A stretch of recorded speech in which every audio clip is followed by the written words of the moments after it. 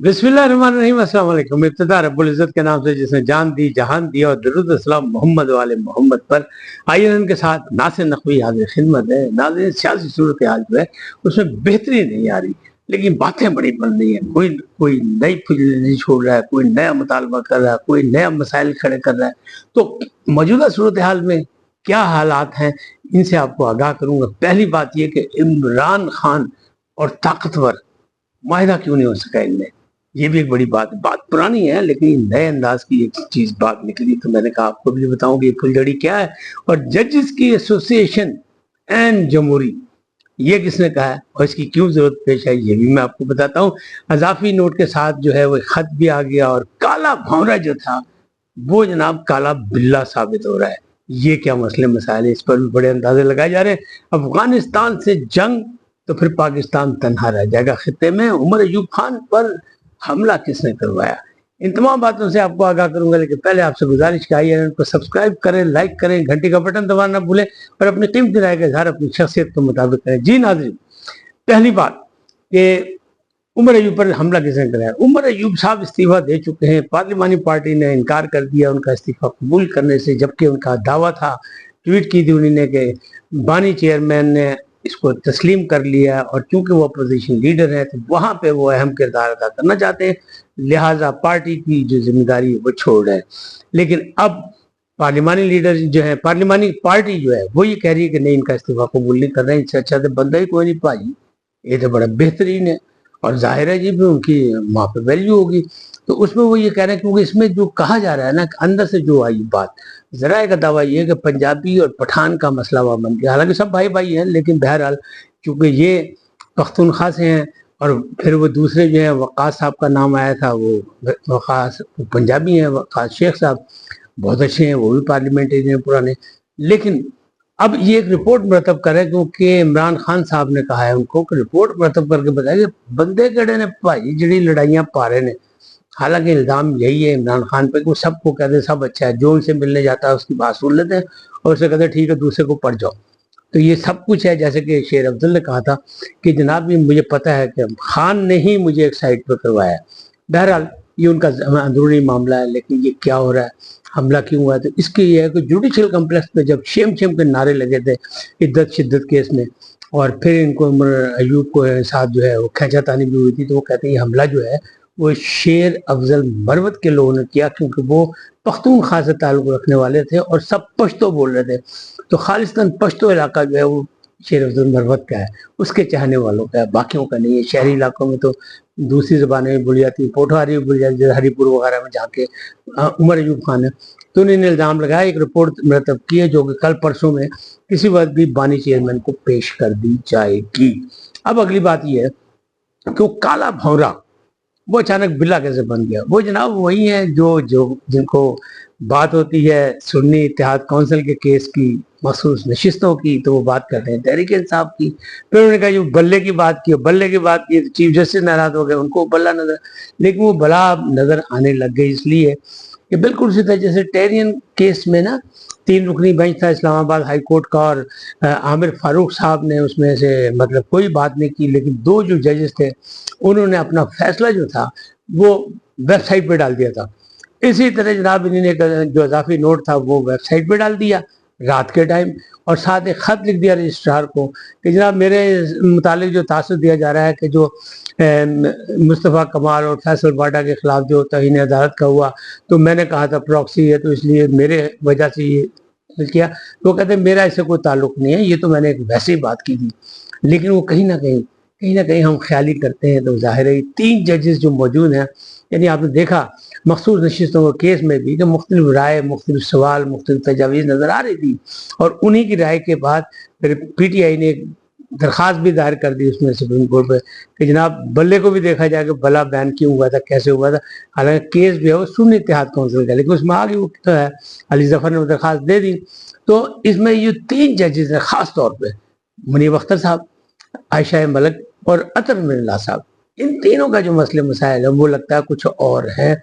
अब अतर मिर्ज़ा साहब ने जिस तरह अपना जो एक राय जो है वो फिर वेबसाइट पे डाल दी, तो ऐसा लगता है कि अब या तो वो अपनी जो है जज हैं یعنی اپنی ذمہ داری سے دستبردار ہونے کا ارادہ کر چکے ہیں کہ شاید اب نہیں چل سکتی بات، یا پھر انہوں نے پھر ہے کہ اب انہیں رائے کا اظہار کر دیا تو اب ان پر اعتراض ہوگا کہ وہ کیسے بیٹھیں گے، اپنی رائے کا تو اظہار کر چکے ہیں، ابھی تو فل بیچ سننا ہے۔ تو یہ معاملات جو ہے یہ بھی تنقید کا نشانہ بنے گا، ایک نواں پواڑا پہ گیا ہے۔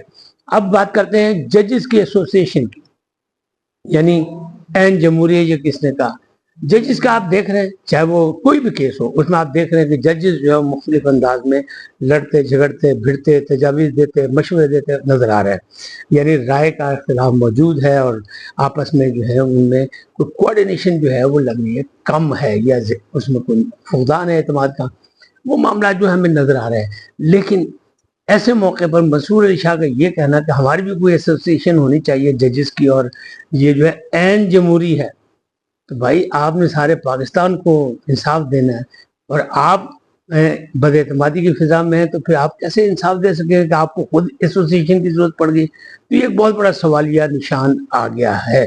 اب یہ معاملہ جو ہے یہ بھی ہے سوچنے والی بات ہے۔ لیکن اب مولانا فضل الرحمان اور کے پی کے کی جو باقی جماعتیں ہیں جو اپوزیشن کی ہیں وہ آپریشن کے خلاف ہیں، تو آپریشن میں وہ یہی کہہ رہے ہیں کہ اگر افغانستان کے ٹھکانوں پر کہیں حملہ کیا گیا یا ان سے کوئی بدلہ لیا گیا یا دہشت گردوں کے خلاف کارروائی کی گئی تو جناب پھر خطے میں افغانستان اکیلا رہ جائے گا۔ یہ مولانا فضل الرحمان صاحب بھی کہہ رہے ہیں، اور وہ کہہ رہے ہیں نہیں اس کی ضرورت نہیں ہے، ماضی میں بھی جتنے آپریشن کو اس کا کوئی مثبت نتائج نہیں نکلے، حالانکہ ہم نے ماضی میں ہماری فورسز نے ہماری عوام نے قربانیاں دیں اور جانوں کی قربانیاں دے کے دہشت گردوں کو بارڈر پار دھکا دے کے بھیج دیا تھا۔ لیکن اب وہ کہہ رہے ہیں نہیں، کیونکہ اب اس وقت جو ٹارگیٹڈ آپریشن ہونے والے ہیں اور معاملات جو ہیں وہ گھروں تک پہنچنے والے ہیں، لہٰذا وہ کہہ رہے ہیں نہیں اس میں نہیں ہونا چاہیے۔ انہوں نے افغانستان کو بھی کر دیا کہ افغانستان کے خلاف اگر کچھ ہوا تو آپ اکیلے رہ جائیں گے۔ بہرحال یہ ان کی ایک سوچ ہے اور حکومت کو سوچنا چاہیے سارے آپریشن کرنے سے پہلے بھی کہ یہ معاملات کیا ہیں۔ اب دوسری اصلی بات جو ہے کہ عمران خان اور طاقتور، کیونکہ وہ بار بار کہتے ہیں طاقتوروں سے مذاکرات کروں گا، سیاستدانوں سے نہیں کروں گا، سیاستدان یہ چور لٹیرے ڈاکو ہیں اور ان کے پاس نہ کوئی پاور ہی نہیں ہے، لہٰذا ان سے بات نہیں کروں گا۔ تو پھر سوال یہ ہوتا ہے کہ پھر جناب اتنے دن ہو گئے، اتنے دن قید میں ہیں، اور اس کے بعد جب ان کی حکومت ختم ہوئی جب سے وہ یہی کہہ رہے ہیں، تو ابھی تک ایسا معاہدہ کیوں نہیں ہو سکا؟ تو اس میں کئی لوگوں نے تو کوشش کی، بہت کچھ ہوا اور یہ کہا جا رہا تھا کہ جناب این آر او مل رہا ہے اور کسی وقت بھی معاہدہ ہو جائے گا، سب کچھ ہو جائے گا، لیکن حقیقت کیا ہے؟ حقیقت یہ ہے کہ آپ نے پچھلے دن سنا ہوگا وہ جنرل ریٹائرڈ نعیم لودھی صاحب وہ بڑے سرگرم ہوئے تھے کہ یہ میرے ساتھ اور بھی ہیں اور بڑے اہم لوگ بھی ہیں، سابق وزراء بھی ہیں اور بڑی اہم شخصیات ہیں پاکستان کی جو جذبہ قومیت میں یہ مسئلے کو حل کرانا چاہتی ہے، سیز فائر چاہتی ہیں طاقتوروں کے ساتھ اور عمران خان کے ساتھ، تاکہ قومی ادارے میں عمران خان اپنا کردار ادا کر سکے، تو ان کا نام آیا۔ لیکن پھر بعد میں انہوں نے بھی ہتھیار ڈال دیا، وہ کہتے نہیں بات نہیں بن سکی، یہ کام نہیں چل سکا۔